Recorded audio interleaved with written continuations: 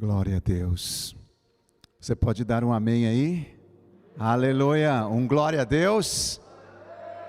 Aleluia. Vocês estão ouvindo em casa? Um glória a Deus. Nós vamos fazer de novo aqui, hein? Vamos dar um glória a Deus bem alto. 1, 2, 3. Glória a Deus! Isso é para você ouvir aí que nós estamos aqui reunidos no templo. Hoje eu não vou ministrar sozinho.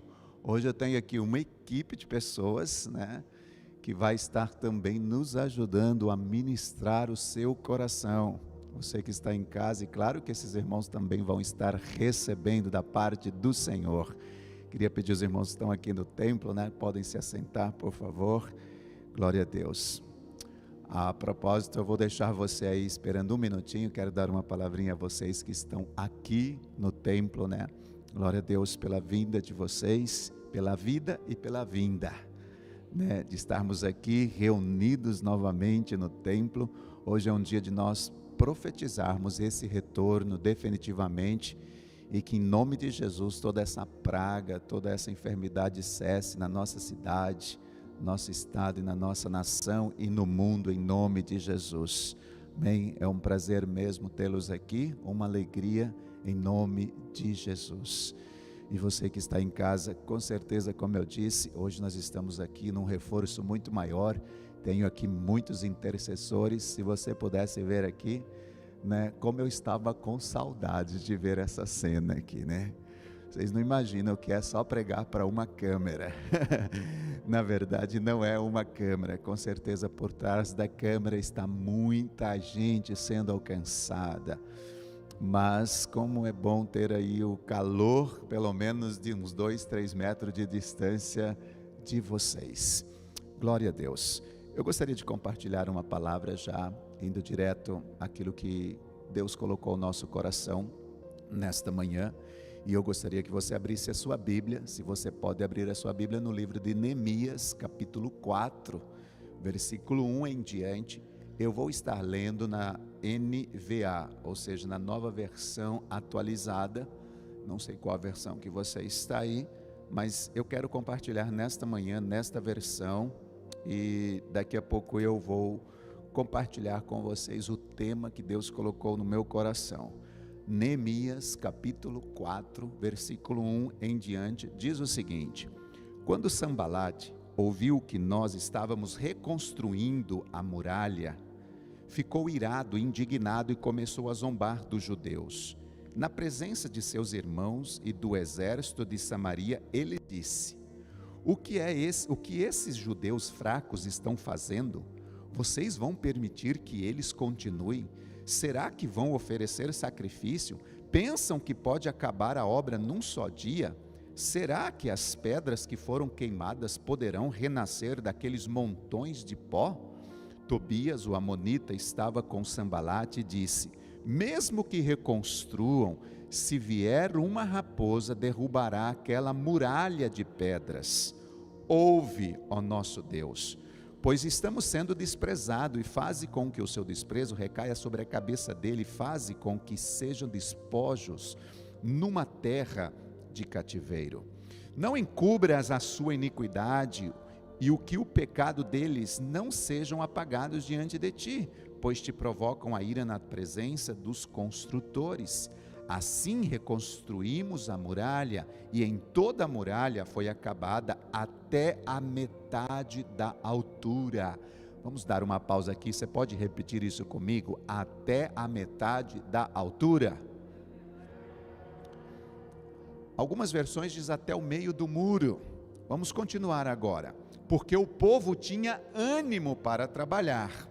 Mas quando Sambalate, Tobias, os árabes, os amonitas, os asdoditas ouviram que as reparações das muralhas de Jerusalém iam adiante e que já se começavam a fechar-se as brechas, ficaram muito irados. Todos se ajuntaram de comum acordo para virem atacar Jerusalém e criar confusão ali. Porém, nós oramos ao nosso Deus e, como proteção, pusemos guarda contra eles de dia e de noite. Presta atenção nesse versículo 10. Então os que estavam em Judá disseram: os carregadores já não têm mais forças, e os escombros, os entulhos são muitos. Nós mesmos não seremos capazes de reconstruir a muralha. Os nossos inimigos diziam entre si: eles não ficarão sabendo, nem verão nada, até que entremos no meio deles e os matemos, e assim vamos fazer com que a obra deles pare. Os judeus que habitavam na vizinhança deles nos disseram 10 vezes, repita isso comigo, 10 vezes, de todos os lugares onde moravam, e eles nos atacaram. Então pus o povo, por família, nos lugares baixos e abertos, por detrás da muralha, com as suas espadas e as suas lanças e os seus arcos. Depois de fazer uma inspeção, levantei-me e disse aos nobres, aos magistrados e ao resto do povo: não tenham medo deles. Vamos repetir isso? Não tenham medo deles. Lembre-se do Senhor, grande e temível, e lutem pelos seus irmãos e seus filhos, suas filhas, pelas mulheres e pela casa de vocês. Quando os inimigos ouviram que nós já sabíamos disso e que Deus tinha frustrado planos deles, voltamos todos nós para a muralha, cada um a sua obra. Glória a Deus. Hoje eu quero falar sobre um tema. Eu gostaria que você, que é daqueles que ama como eu amo escrever, anotasse: não pare no meio do caminho. Qual é o tema de hoje? Não pare no meio do caminho. Se eu tivesse que dar um subtema, eu diria: vá até o final. Seja perseverante, continue avançando, continue conquistando. Eu quero fazer uma menção nesse versículo 10. Aliás, nós vamos compartilhar um pouco sobre todo esse contexto, mas no versículo 10, na versão NAA, que é a versão nova Almeida atualizada, ela também nos traz um rema que diz assim: então os que estavam em Judá disseram: os carregadores já não têm mais forças, e os escombros são muitos. Olha que interessante que diz aqui: nós mesmos não seremos capazes de reconstruir a muralha. Se você ainda vê na versão NVI, que é a nova versão internacional, diz: enquanto isso, o povo de Judá começou a dizer: os trabalhadores já não têm mais forças, e ainda há muito entulho. Por nós mesmos não conseguiremos reconstruir o muro. Dentro desse contexto, dessa história, muito importante, que nós vimos aqui de uma reconstrução dos muros de Jerusalém, você já percebeu que no meio do caminho sempre é o maior desafio em nossas conquistas? Tanto vocês que estão em casa, quanto vocês que estão aqui ouvindo nesta manhã, vocês já perceberam isso? Que o nosso maior desafio sempre é para o meio do caminho. Normalmente, começar uma caminhada, começar uma corrida, não é tanto problema para nós. A gente até começa. E dar os últimos passos, desse projeto, dessa caminhada, normalmente também costuma ser muito motivante quando você está chegando ali próximo à linha de chegada. Por exemplo, no dia 31 de dezembro, acontece a Corrida Internacional de São Silvestre, que agora, inclusive, em 2020, será a 96ª corrida, a 96ª da história dessa corrida. E ela é uma das mais tradicionais, ou por que não dizer a mais tradicional prova pedestre aqui no Brasil, que acontece, como sempre, no dia 31 de dezembro, nas ruas centrais ali de São Paulo, onde é montado um percurso de 15 quilômetros. O pessoal tem que correr 15 quilômetros. Começa no início da Avenida Paulista e também termina no final, no início, e o final é na Avenida Paulista.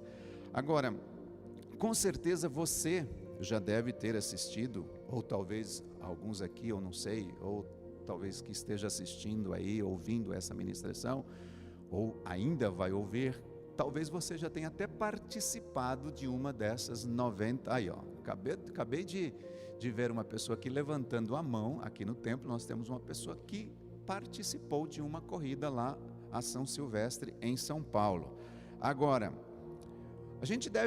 vocês aí devem ter percebido, se você for estudar um pouquinho, são milhares de pessoas, né, que dão a largada, mas nós percebemos que nem todos os que dão a largada chegam no final. Alguns param aonde? No meio do caminho. Alguns desistem no meio do caminho. Mas nós percebemos, claro, chegam vários também, chegam centenas, muitos, milhares até chegam lá no finalzinho, uns mais tarde, uns depois. Claro que sempre tem um vencedor, né? Mas o que eu quero enfatizar aqui nesse contexto desta corrida é: por que muitos não chegam até o final? Justamente porque eles param no meio do caminho. Outro exemplo muito interessante são as pessoas que determinam, normalmente no começo do ano, a fazer tantas coisas, né? Por exemplo, alguns devem ter determinado este ano dizendo: eu vou ler a palavra de Deus, eu vou ler a Bíblia durante este ano. E aí começou o ano, você até começou lendo, mas com o passar do tempo as coisas começaram a acontecer e você talvez desistiu no meio do caminho da leitura da palavra. É importante retomar isso. Outro exemplo são pessoas que determinam dizendo assim: eu vou fazer exercícios físicos este ano, vou fazer uma corrida, vou fazer uma academia, e começa ali a todo vapor, e quando menos percebe, param aonde? No meio do caminho, desistem dos exercícios, abandonam os exercícios, deixa para depois. Aí chega a pandemia, né? Estava todo mundo caminhando, todo mundo andando, né? Estou olhando para alguns aqui, não vou dizer quem é, né? Que estava aí todo mundo já entrando no pique, de repente a pandemia chegou, e agora a pandemia é culpada de tudo. Tudo, ela é culpada de tudo. Culpada porque eu parei no caminho, culpada porque eu engordei, culpada porque eu estou comendo demais, enfim. O mesmo acontece, queridos, com aquelas pessoas que dizem assim: agora eu vou emagrecer. Você já disse isso? Ou já ouviu alguém dizendo isso? E aí começa muito bem aquele regime, né, fazendo tudo certinho, muda a alimentação, e quando menos percebe, começa a engordar de novo. Por quê? Porque no meio do caminho a pessoa parou com aquela disciplina e voltou a exercitar ou a comer como ela comia. Como esses, há tantos outros exemplos de pessoas que começam, porém param no meio do caminho. E é exatamente, queridos, nesse momento, que quando nós estamos no meio de um longo processo, e aí nós olhamos para trás e vemos o quanto nós já avançamos, o quanto nós já conquistamos, o quanto nós já investimos, e aí olhamos para a frente e percebemos que ainda faltam bastante coisa. Percebemos que ainda falta muito para terminar.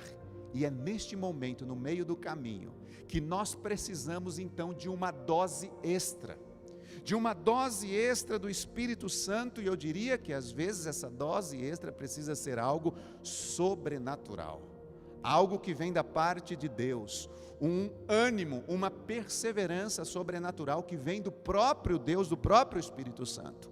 E aqui no capítulo 4 de Neemias, o qual nós lemos neste instante, ele é um verdadeiro manual que nos ensina, queridos, a lidar com essa síndrome do desânimo do meio do caminho, com essa síndrome do desânimo de parar tudo aquilo que nós começamos e continuar procrastinando e deixando para depois. A princípio, o texto diz aqui que toda a muralha, nós lemos, enfatizamos essa parte, que ela se fechou até a metade, até o meio do caminho estava tudo bem. Até o meio do caminho estava todo mundo com ânimo, até o meio do caminho estava tudo legal. Eu diria que talvez antes da pandemia, talvez estava legal. A pandemia chegou e parece que o meio do caminho chegou. Queridos, não é hora de parar. Agora é hora de permanecer. E a Bíblia diz aqui no versículo 6 que toda muralha todo o muro se fechou até a metade. Por quê? Diz aí na sua Bíblia, igual diz na minha, porque o povo tinha ânimo para trabalhar. O povo estava animado, ou seja, a equipe liderada aqui pelo homem chamado Neemias, por Neemias, obteve um êxito de perseverança, e perseverança aqui na restauração dos muros de Jerusalém, até a metade, até o meio do caminho. Por quê? Porque havia motivação, havia alegria, havia gozo, havia ânimo, havia força. Entretanto, a partir do meio, a partir da metade, daí para frente nós vemos aqui uma série de fatores que foram somando para roubar-lhes o vigor e impedir-lhes de avançar. Não deixe nada roubar o teu vigor, não deixe o desânimo tomar conta do teu coração. Eu não posso estar no templo, eu não posso fazer isso, eu não posso fazer aquilo, e aí nós nos submetemos a esse não posso, não dá, não consigo, e o desânimo entra no coração. Queridos, não permita isso. Claro que os inimigos também aqui nesse contexto estavam por trás de tudo isso, eles estavam criando, eles estavam fomentando argumentos para que a obra parasse, para que nada continuasse, e talvez assim como eles, como Neemias e o povo de Jerusalém, os judeus estavam sendo caluniados, desprezados, rejeitados, palavras negativas, dizendo que eles não iam conseguir, que eles não iam poder chegar até o final. Talvez todos nós também passamos por isso, talvez todos nós também recebemos isso, mas cabe a mim e a você permanecer firmes. A Bíblia diz aqui no versículo 7, se você está com ela aberta aí, que ouvindo que a reparação dos muros da muralha de Jerusalém ia avante, e que já se começavam a fechar as brechas, ficaram sobremodo irados, e ajuntaram-se todos de comum acordo para virem atacar Jerusalém e suscitar confusão ali. Você já percebeu que quando você está tendo êxito, conquistas, você está avançando, que as coisas estão se acertando, parece que alguma coisa vem para tentar tirar você do propósito? Isso já não é de hoje, isso já acontece há muito tempo, porque é uma estratégia do maligno, é uma estratégia do inimigo. Ele não muda as coisas, ele sempre tenta usar as mesmas estratégias com esse desânimo. Aqui diz, queridos, que os inimigos ficaram irados. Aqui diz que eles se ajuntaram, os inimigos se ajuntaram de comum acordo e começaram a atacar a Jerusalém, começaram a suscitar, trazer confusão no meio deles. Não permita isso, não permita essa estratégia maligna destruir os seus sonhos, os seus propósitos. E aqui eu percebo que a primeira arma que eles usaram para contaminar o povo foi tentar destruir ou contaminar a linguagem profética da liderança, que, se você perceber, era representado aqui pela tribo de Judá, e profeticamente essa tribo ela foi escolhida por Deus para reinar e para liderar. E aqui está escrito no versículo 10, nas palavras de Judá, que diz assim: nós não poderemos edificar o muro. O inimigo veio primeiramente tentando distorcer uma palavra de uma linguagem profética, daqueles que estavam à frente, dos líderes. Você que tem liderado uma célula, você que tem liderado a sua casa, você que tem cuidado de pessoas, você que tem liderado no seu trabalho, tome cuidado, porque o inimigo normalmente ele vai tentar vir e contaminar a linguagem profética da liderança. Porque se ele contaminar a linguagem profética da liderança, todos os demais podem ser contaminados. Satanás, ele sempre avança nessas questões. E interessante que ele alcança vantagem quando essa liderança apresenta um discurso negativo, como foi neste caso, aonde eles dizem assim: nós não poderemos reconstruir, não conseguiremos avançar. Muitas vezes, queridos, os líderes, eles se deixam ser comandado pela alma e não pela visão que Deus lhes deu, por aquilo que Deus lhes confiou, e assim abrem brechas, sobre todo o povo, sobre todos aqueles que estão debaixo da sua liderança. É claro que nem sempre, claro, queridos, que a gente percebe que por trás disso, o diabo ele vai usar de argumentos lógicos para destruir essas coisas, destruir a linguagem profética. Aqui no caso de Neemias, nós vemos que a conclusão de que a obra não poderia prosseguir, adivinha aqui, de 2 fatos, 2 argumentos. Em outras palavras, o que eu quero dizer, eles chegaram à conclusão que eles não poderiam continuar construindo por causa de 2 coisas. Primeiro, já desfaleceram as forças dos carregadores. Isso está no versículo 10. O texto diz isso, e eu gostaria de ler com você novamente, se você está aí com a sua Bíblia aberta. Olha só o que diz aqui. Então os que estavam em Judá disseram: os carregadores não têm mais força, e os escombros são muito, e nós não seremos capazes de reconstruir as muralhas. Você percebe aqui quais são os 2 fatores, quais os 2 argumentos do porquê eles não queriam, não conseguiriam, ou achavam que não conseguiriam mais construir a muralha? Primeiro, vou repetir, porque as forças dele haviam acabado. Eles desfaleceram as forças dos carregadores já não eram como no início. E segundo, os entulhos, os escombros, a sujeira, o pó era muito. Tinha muita coisa que precisava ser removida. E aqui no primeiro argumento, quando diz que eles desfaleceram as forças, significa que eles enfraqueceram. Queridos, é isso que o diabo quer fazer nas nossas vidas. Nesta pandemia, se você não tomar cuidado, o diabo vai vir fazer exatamente isso: enfraquecer, esmorecer, fazer com que você fraqueje na fé. Isso significa que esses carregadores, eles diminuíram em força física e em disposição. Eles já não tinham mais a mesma disposição que eles tinham no início.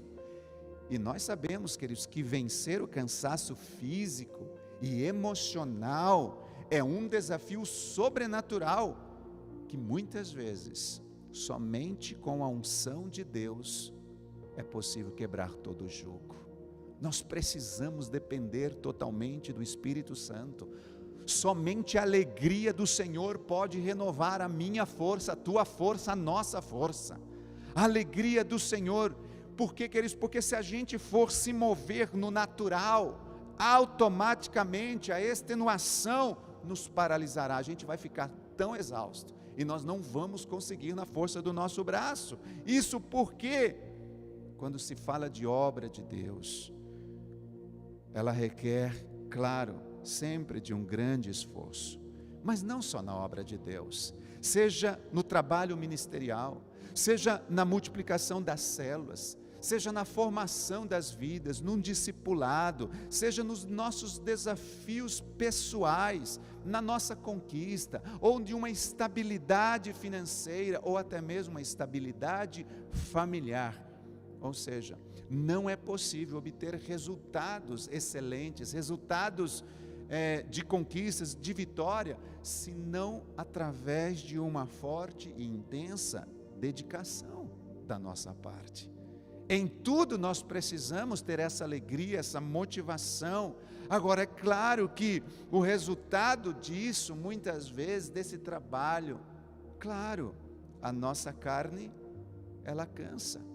Nós nos cansamos e, sem dúvida, nós precisamos descansar, precisamos respeitar os limites do nosso corpo. Entretanto, nós precisamos aprender a entrar no descanso de Deus.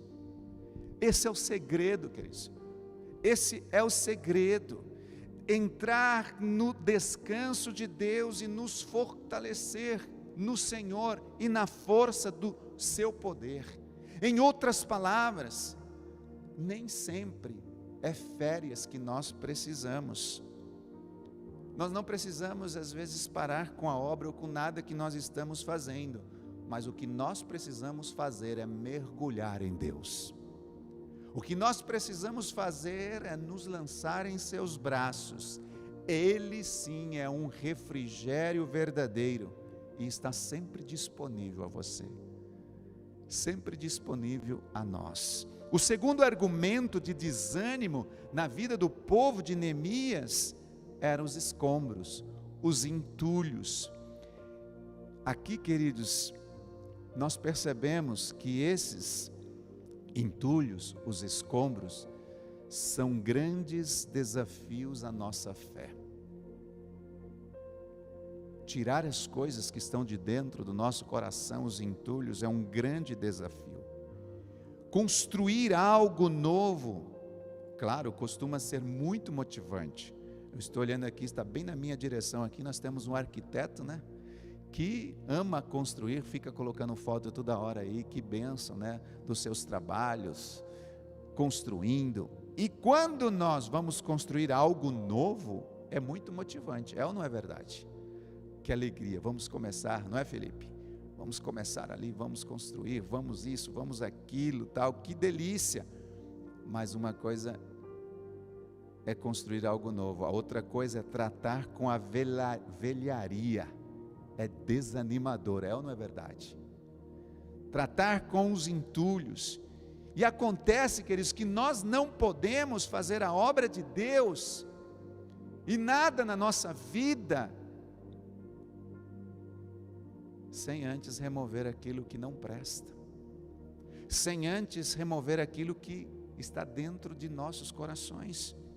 Nós precisamos remover o velho ao nível, queridos, da nossa edificação pessoal, sei lá, quanto aquilo que desenvolvemos no dia a dia, tanto interior quanto no exterior.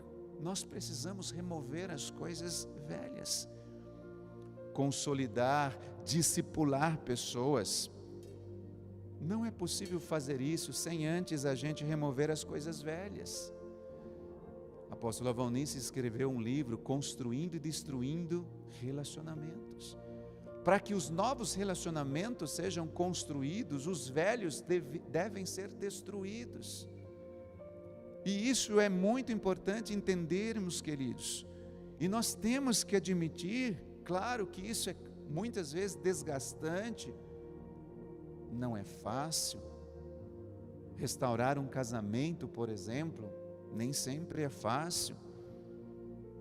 Mas a gente percebe que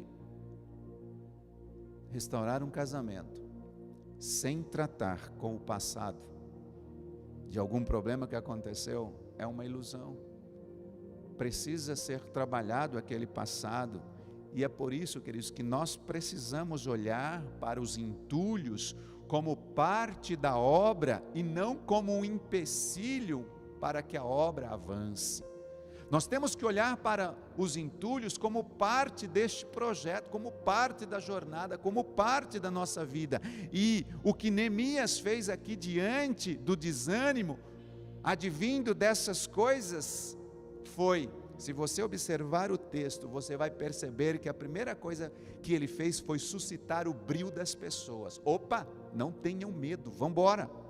Segundo, exortar os líderes. Terceiro, levantar a vigilância. Eles colocaram as pessoas por trás dos muros ali, com as armas, com as pás. E quarto, uma coisa linda que ele faz, Neemias trouxe as pessoas mais perto uma das outras.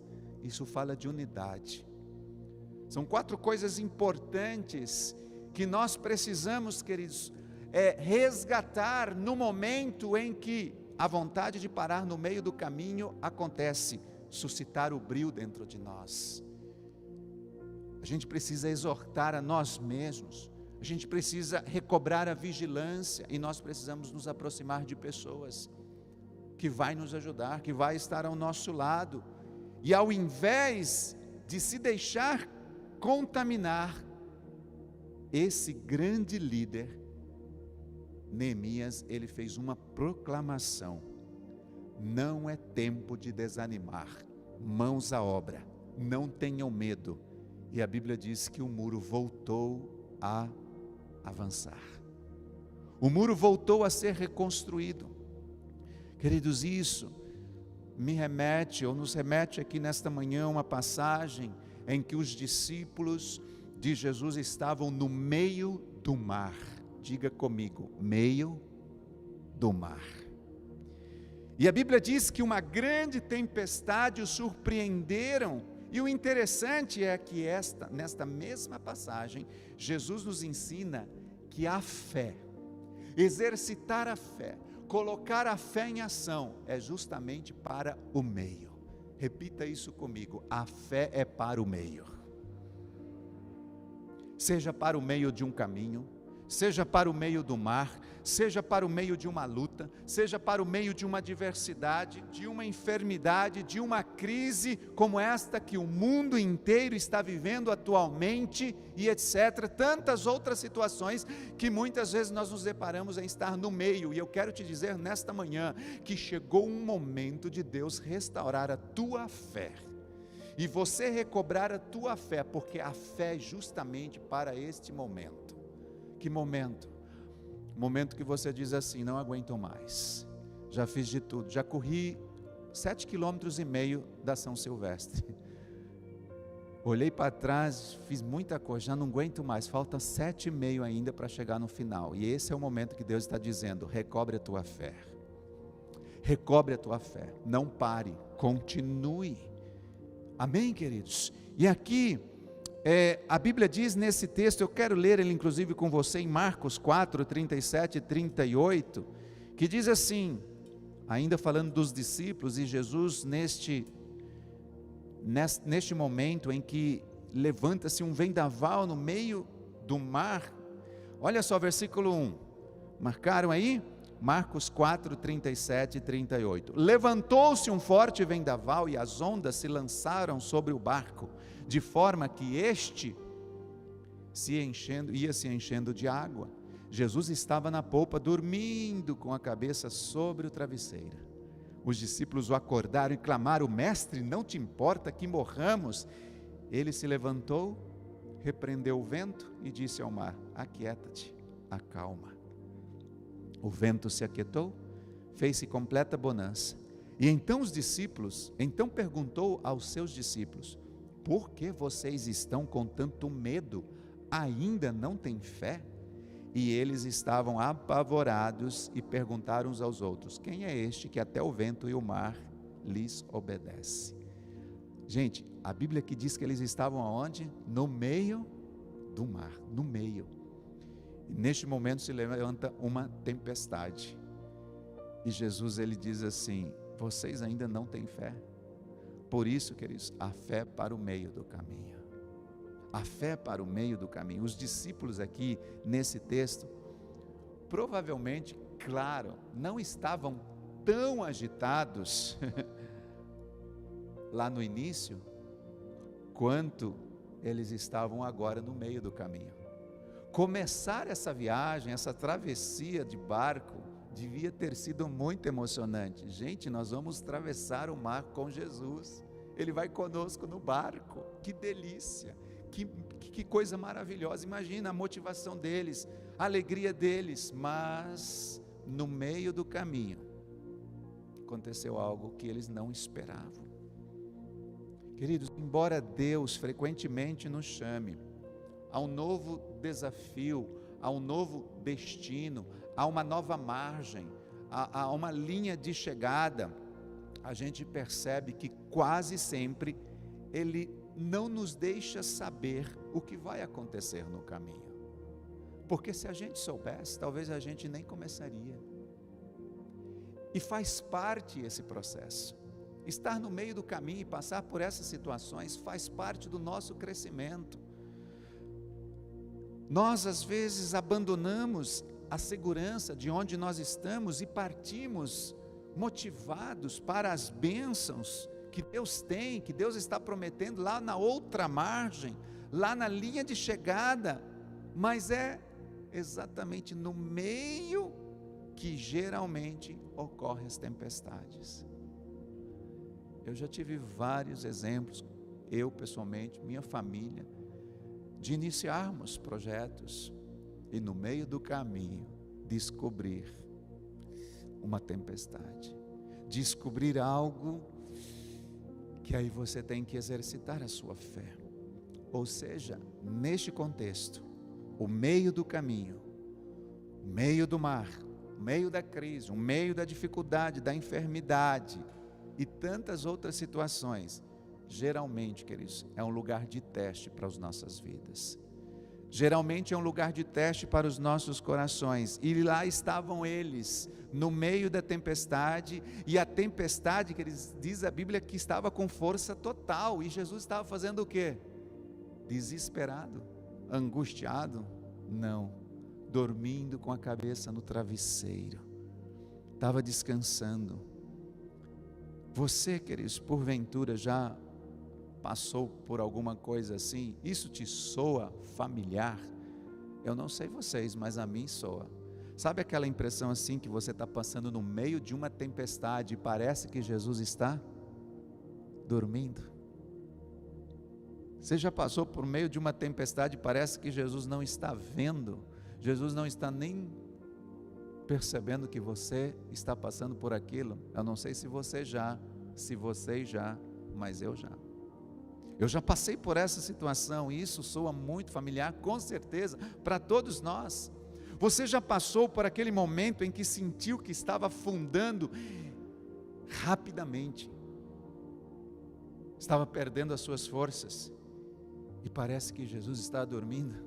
Você já passou por aqueles momentos em que você orou e não ouviu nenhuma resposta, não ouviu nadinha de Deus?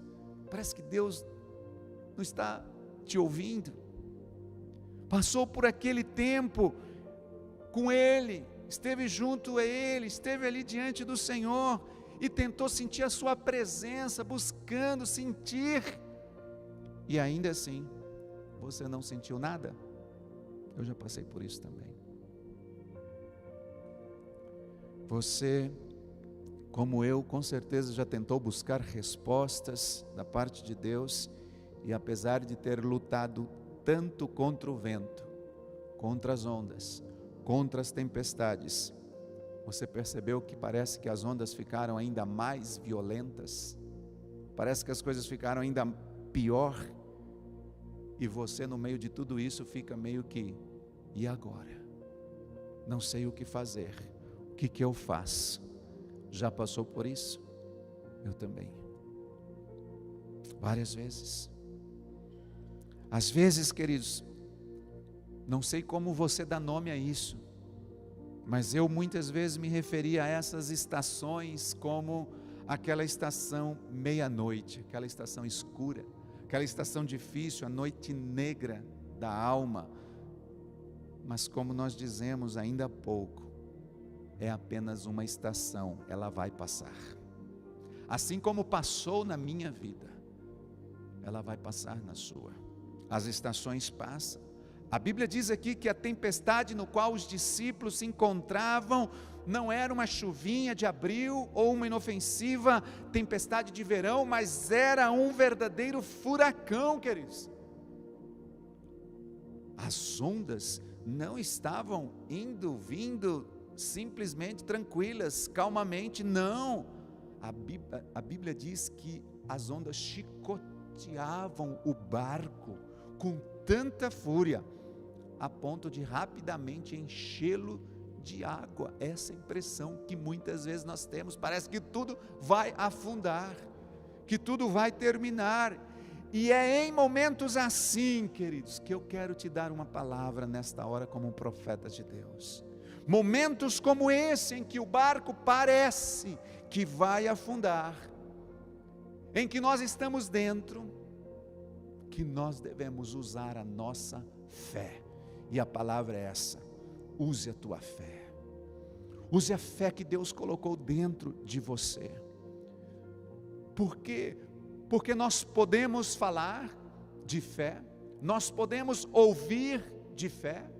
Talvez você já ouviu vários sermões de fé, cantar músicas de fé, mas na tempestade você deve usá-la.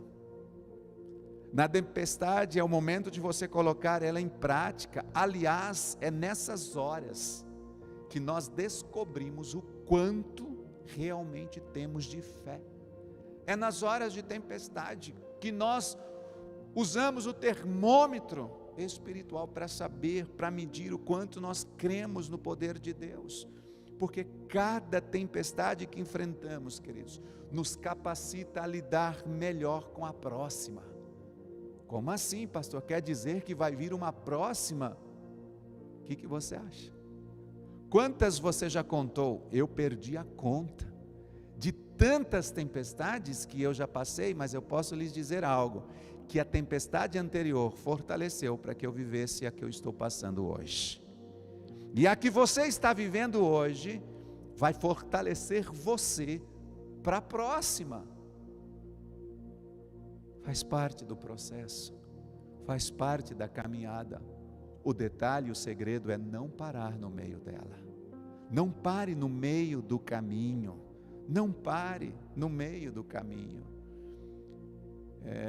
Eu poderia até brincar aqui que se você continuar nesse leme, controlando a situação em Deus, claro, logo você vai se tornar um navegador top. Você vai se tornar um navegador tão bom nas tempestades, que mesmo que elas chegam a você, você não vai ser incomodado mais. Você vai entender que ela faz parte.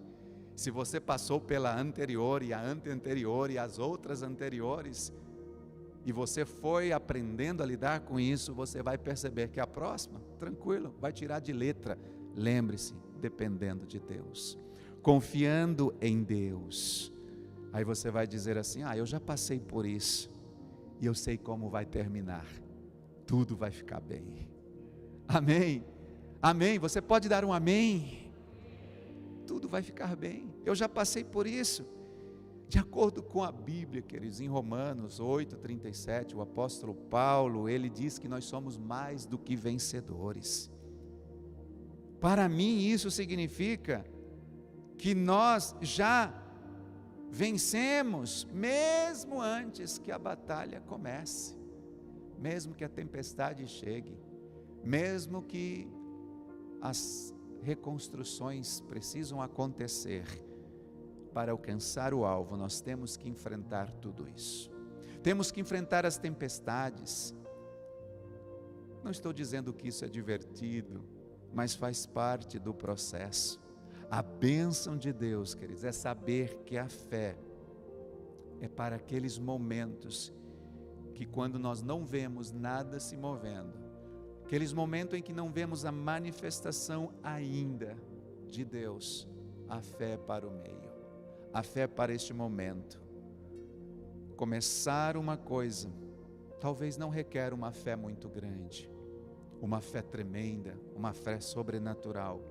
O começo e o fim sempre são muito emocionantes, gostosos, mas o meio, no meio do caminho, queridos, este é um momento que todos nós passamos. E mesmo assim, nós temos que passar pelo meio do caminho, pelo meio do mar, para chegar a outra margem, para chegar do outro lado. Mesmo assim, nós temos que passar para alcançar a linha de chegada. E aqui, Jesus, ele queria que os seus discípulos crescessem. Nós vemos isso no contexto, onde ele diz assim: passemos para outra margem, disse ele. O próprio Jesus aqui convidou os seus discípulos: passemos para outra margem. Jesus está te convidando todos os dias, não fique parado, não deixe essa pandemia paralisar você. Ele está nos convidando: passemos para a outra margem. Mas o que vai acontecer no meio do caminho? Não sei. O que vai acontecer no meio do mar? Não sei. O importante é, se Ele me chamou, eu vou, porque Ele vai estar comigo. Ele vai estar ao meu lado. Jesus esperava, claro, quando convidou esses homens, que eles crescem nele. Tanto que você vê aqui na Bíblia, que quando Ele os convidou, todos saíram com Jesus, mas eles não sabiam o que iria acontecer. Chegou no meio, a Bíblia diz que eles ficaram com medo. Queridos, nós precisamos ter sempre essas atitudes de fé que vence o medo. Quando Jesus convidou esses homens para ir com ele, Jesus estava dizendo assim: eu quero que vocês tenham uma experiência nova. Vocês nem imaginam o que vocês vão enfrentar. E quando eles enfrentaram, o medo chegou. E Jesus disse: homens de pouca fé, vocês ainda não têm fé? Queridos, Jesus não estava aqui denegrindo a imagem desses homens. Jesus não estava aqui rebaixando a moral desses homens. Jesus não estava aqui colocando esses homens para baixo. Pelo contrário, Jesus estava levando eles para o meio do caminho, para que eles pudessem aprender a ter fé em Deus. A Bíblia diz no finalzinho que eles ficaram atônitos. Meu Deus, quem é este que até os ventos, os mares lhe obedecem? Isso é a resposta da fé que Jesus queria alcançar no coração deles depois da tempestade. Antes eles não viam Jesus como um que poderia parar o vento, parar o mar, mas depois eles acreditaram, ficaram tão espantados, diz assim: quem é esse? Deus nos leva para o meio, para nos surpreender, e no final você vai dizer: uau! Uau! Uau! Por isso, irmãos, nós precisamos ter fé. Eu quero concluir esta ministração nesta manhã, dizendo que, infelizmente, um dos maiores opositores do crescimento de um cristão, de uma pessoa, é o medo. É o medo. O medo também é um dos maiores inimigos da nossa conquista. O medo é um dos maiores inimigos do espírito de conquista de uma pessoa, em qualquer nível, seja espiritual, pessoal, familiar, profissional. Ele é um gigante que se coloca em seu caminho, no meio do caminho, e bloqueia os seus passos, impede que você continue com a missão que Deus te deu. Nós precisamos, queridos, resistir esse espírito, porque o espírito de medo, ele tentará colocar toda a classe de pensamentos negativos no seu coração, para debilitar, para enfraquecer o espírito de conquista, como fez no tempo de Neemias. O espírito de medo entrou naquela linhagem profética, dizendo: nós não vamos conseguir, a força dos trabalhadores já esmoreceram, e os escombros são muito. Quando nós perdemos a fé, quando o medo nos paralisa, nós começamos a ver coisas, obstáculos que nós não víamos antes.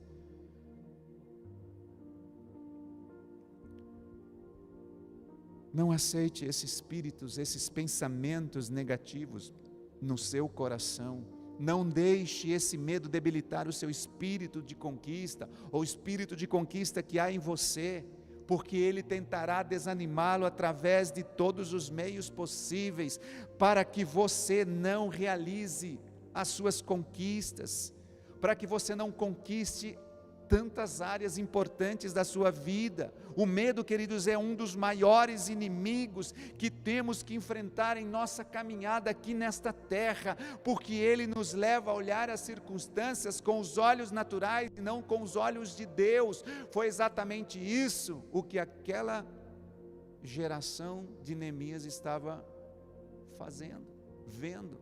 Os inimigos entraram, colocaram dúvida, medo no coração deles. Foi isso que aconteceu com os discípulos de Jesus no barco.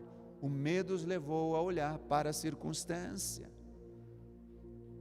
Ainda lá no livro de Números, me lembro agora que 10 dos 12 que foram enviados a espiar a terra de Canaã, você conhece esse contexto, eles não tiveram uma visão espiritual, e por esse motivo, eles tiveram medo do gigante. A Bíblia diz que todos eles viram com os olhos naturais, olharam e viram gigantes, viram guerreiros, eles viram as muralhas, em outras palavras, maiores do que eles.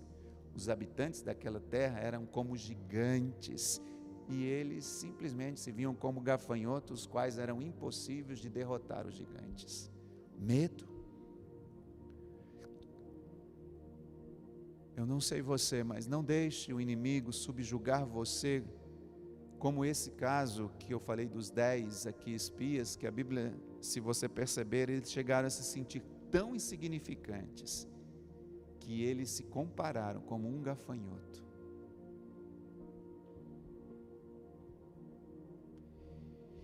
E isso, claro, os levou a baixar a guarda, assim como o povo de Neemias, assim como os discípulos com Jesus. O medo que eles nos leva a baixar a guarda, desistir da conquista.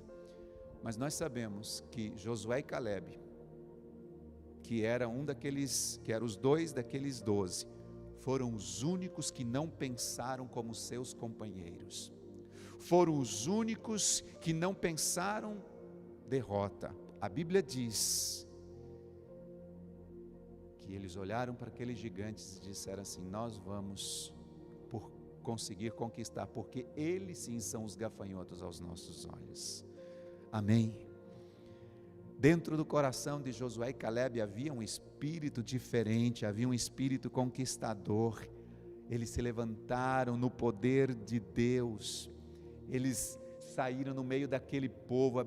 Se você ler o contexto, eles foram freando todo o rio de imundície que saía da boca daqueles 10 espias, daqueles 10 companheiros, dizendo: não é assim não, Deus está conosco, nós temos a força do Senhor, nós é que vamos derrotar, nós vamos comê-los como pão.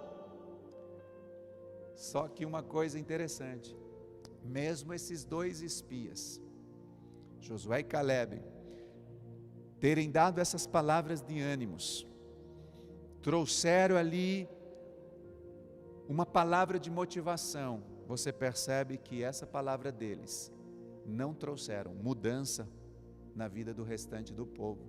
Você percebeu isso? Só os 2 conseguiram entrar na terra prometida, os 10 e o restante não entrou. Por quê, queridos? Porque o rio de imundície que saiu da boca desses 10 fontes contaminadas pelo medo, destruiu todos os outros que estavam debaixo da sua liderança. O medo mata você e mata os que estão com você. Aqui diz que eles perderam, aqui não, na Bíblia, né, esse contexto, diz que eles perderam a oportunidade de entrar na terra prometida. Imagine, Deus havia lhe prometido tudo, dar-lhe toda a terra, dar-lhe Canaã como herança. Eles, no entanto, por causa do medo, deixaram passar essa oportunidade. O medo, ele contamina e destrói. Você pode repetir isso comigo? O medo contamina e destrói. Eu estou com tanta vontade de fazer isso, faz tanto tempo que eu não faço, vou fazer agora. Você que está aí na sua casa, não sei se vai dar, mas aqui vai dar. Olhe para o seu irmão e diga isso. Estava com tanta vontade já de fazer isso, irmão, vocês não imaginam. Olha para o seu irmão e diz assim: o medo contamina e destrói. Ai, que delícia, matei minha vontade, irmãos. O medo os levou a murmurar. A murmuração os conduziu ao desânimo. E o desânimo fez perder toda a esperança que havia nos seus corações. O medo leva à murmuração, a murmuração leva ao desânimo, e o desânimo mata a esperança, destrói a esperança. Infelizmente, o medo é a arma que o adversário usa para matar os sonhos. Mas Deus nesta manhã está dizendo assim: se os seus sonhos parou no meio do caminho, use a fé neste momento e Deus vai restaurar os teus sonhos. Deus vai restaurar. Infelizmente o medo, ele é o prelúdio da frustração. Ele sempre vem antes da pessoa ficar frustrada. É a antessala da frustração. E aqueles que experimentam o medo, queridos, eles viram em seus sonhos, eles viram seus sonhos se tornarem em nada, um colapso, acaba tudo, não recebe o prêmio, não chega no outro mar, na outra margem, não consegue cruzar a linha de chegada. E infelizmente, são pessoas que se tornam campeões, mas não de vitórias, de medo. Campeões do medo. Existem muitas pessoas que estão conseguindo medalhas de medo, troféus de medo, cedendo ao medo. O medo continua impedindo muita gente de ver as bênçãos de Deus, e Deus está aqui nesta manhã, dizendo: a fé vai destruir e acabar com todo esse espírito de medo. Amém? Amém, queridos?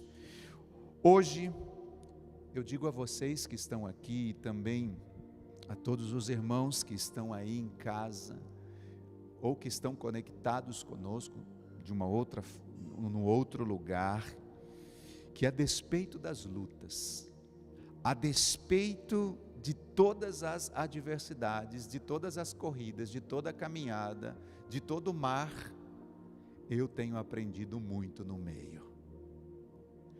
Eu tenho aprendido muito no meio delas. É neste meio, queridos, que Deus tem feito a diferença na minha vida. Eu tenho aprendido que o tempo e a promessa, elas andam juntas e que elas se encontram do jeito que Deus determinou e não do jeito que eu quero. Eu tenho aprendido, eu vou repetir isso porque é algo que eu tenho vivido. Eu tenho aprendido que o tempo e a promessa andam de mão dadas. O tempo e a promessa andam juntas. E num determinado momento elas se encontram. Que momento é esse? No momento de Deus, no kairós de Deus. Às vezes a sua tempestade parece que está demorando mais do que a tempestade do outro, só parece. É o seu tempo, é a sua promessa. Uma hora elas vão se encontrar e vai se cumprir. Deus está no controle de tudo. A Bíblia diz que há tempo determinado para tudo, há tempo e propósito debaixo dos céus para tudo. Mas muitas vezes as adversidades vêm numa proporção em que você chega em um momento que parece que perde o rumo que tinha tomado lá no início da jornada, e aí você tem vontade de parar. Eu também já passei por isso. Porém, meu conselho a você neste dia, e a esse respeito, é que quando você se encontrar assim, no meio do caminho, quando você se encontrar no meio dessa tempestade, meu conselho é: pare um pouco, pare pelo tempo necessário e deixe Deus alinhar o seu coração, deixe Deus alinhar a situação, deixe Deus alinhar tudo dentro de você. E eu digo isso, queridos, porque nós estamos, claro, sujeitos a imprevistos no meio do caminho. Estamos sujeitos a decepções, a traições, a situações difíceis. O que não quer dizer que nós devemos parar as nossas vidas nesses lugares. Nós não devemos parar em meio a uma decepção. Não devemos parar em meio aos imprevistos, não devemos parar a meio de uma traição. Nossa vida continua, precisamos permanecer. Não deixe com que essas coisas parem você nesses lugares.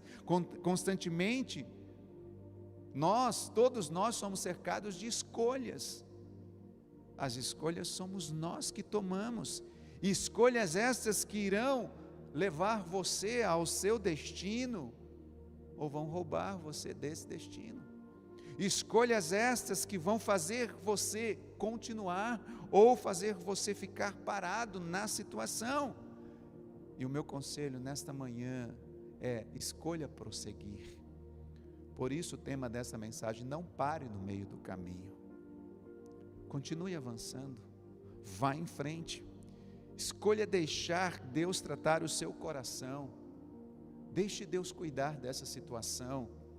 Eu tenho certeza que se você escolher crer em Deus, dias melhores virão, dias melhores acontecerão.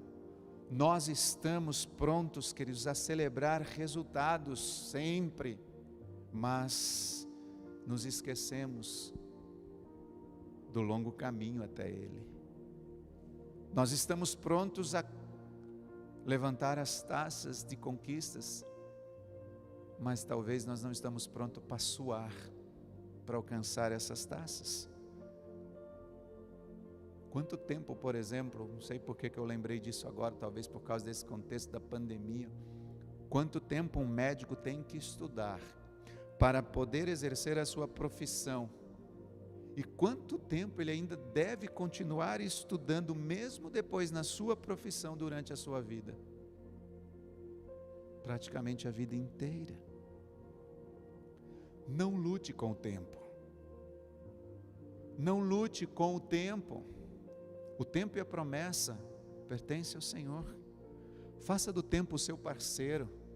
Deixe o tempo moldar a sua vida. Se precisa aprender algo nessa estação que você está passando, ou neste meio do caminho que você está passando, ou neste meio do mar que você está vivendo, faça com que Deus aprove você neste lugar, porque só assim Ele vai te chamar a novos lugares. Se você não for aprovado neste meio do caminho, você não vai continuar avançando. Deus só vai chamar você a novos desafios depois que você vence os anteriores. Não espere que os homens sejam aquilo que somente Deus pode ser para você. Não espere que os homens façam algo que só Deus pode fazer por você. Não espere respostas daqueles que não sabem, às vezes, nem responder as suas próprias perguntas. Faça as suas perguntas a Deus. Pergunte, peça consolo a Deus hoje. Busque nele aquilo que você precisa. Ele quer cuidar de você. Ele não quer você aí parado, sentado, estagnado no meio do caminho. Ele quer trazer o consolo, um novo tempo, levar você a avançar. O Senhor do tempo pode trazer um novo dia sobre a tua vida. Somente Ele pode fazer isso e mais ninguém. Todos nós, queridos, precisamos amadurecer o nosso relacionamento com Ele, crescer nele.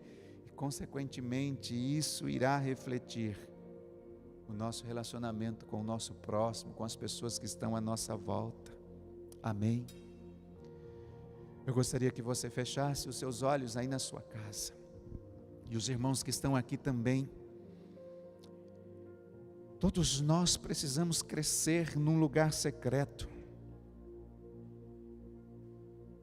E parar de fugir dos encontros que devemos ter com Deus. Precisamos desfrutar da jornada, independente da estação, independente se estamos no meio do mar ou no meio do caminho.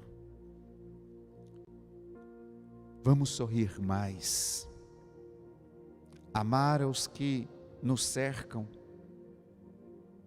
estar mais próximo dessas pessoas, encontrar o consolo, o abrigo nos braços daquele que nos lidera em amor, que é o próprio Deus. Eu estou aqui nesta manhã, neste momento, te convidando a dar um passo de fé. Nós que estamos aqui, você que está em casa, você que está me ouvindo, entregue a tua vida a Jesus. Deixe o controle dela nas mãos do Senhor. Use, exercite a sua fé neste momento, no meio desta situação. Se você está me ouvindo neste momento, recebeu este link, e gostaria de entregar a tua vida a Jesus, para que Ele possa vir te tomar pela mão, aí no meio do caminho, aí no meio da tempestade, e fazer com que a tua vida a partir de agora não seja mais guiada por você, mas por Ele. Este é o momento. Se você fizer isso, mesmo que você esteja no meio do caminho, no meio do mar, Ele estará com você. Se você quiser, você pode receber a Cristo agora mesmo, aí em seu coração, em sua vida, através de uma oração. Mas o que é orar? Orar é falar com Deus. Deus conhece o seu coração e Ele está mais interessado na atitude do seu coração do que em suas palavras, mas as palavras expressam o que está dentro de você. E se este for o teu desejo, eu gostaria que você orasse comigo e dissesse: Senhor Jesus, eu preciso de Ti. Eu te agradeço por ter morrido na cruz pelos meus pecados. Abro a porta da minha vida e te recebo como meu Senhor e Salvador. Perdoa os meus pecados. Obrigado por perdoar os meus pecados e me dar a vida eterna. Escreve o meu nome no livro da vida, com o teu sangue. Toma conta da minha vida e faça de mim o tipo de pessoa que desejas que eu seja. Amém e amém. Amém. Agora, se você recebeu a Cristo no seu coração ou renovou a sua aliança com Ele neste momento, eu gostaria de orar por vocês. Ainda te peço que você feche um momentinho mais os seus olhos. Querido Pai, esta é uma das decisões mais importantes nas nossas vidas. E esta decisão, Senhor, nos leva a continuar avançando e não parar no meio do caminho. Nós que servimos ao Senhor já, também somos acometidos pelo desânimo, como o povo de de Neemias foi. Assim como os discípulos também, estavam com Jesus, mas tiveram medo. E todos nós, mesmo servindo a Ti, muitas vezes nos deparamos no meio de um caminho, de uma tempestade. Também oro por cada um neste momento, para que em nome de Jesus Cristo venha a força de Deus, o ânimo, a alegria do Senhor é a nossa força. Declaramos nesta manhã que todos os que estão se expondo ou se expuseram a essa palavra, sejam ministrados pelo poder do Espírito Santo, e venha um renovo sobrenatural sobre as suas vidas.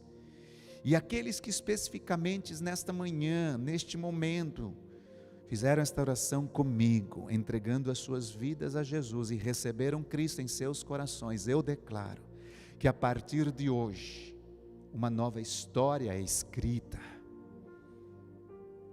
Este momento para trás é feito como que uma linha divisória, e começa uma nova história na vida desta pessoa, e eu o abençoo, eu os abençoo, em nome de Jesus Cristo, amém, e amém, e amém, amém.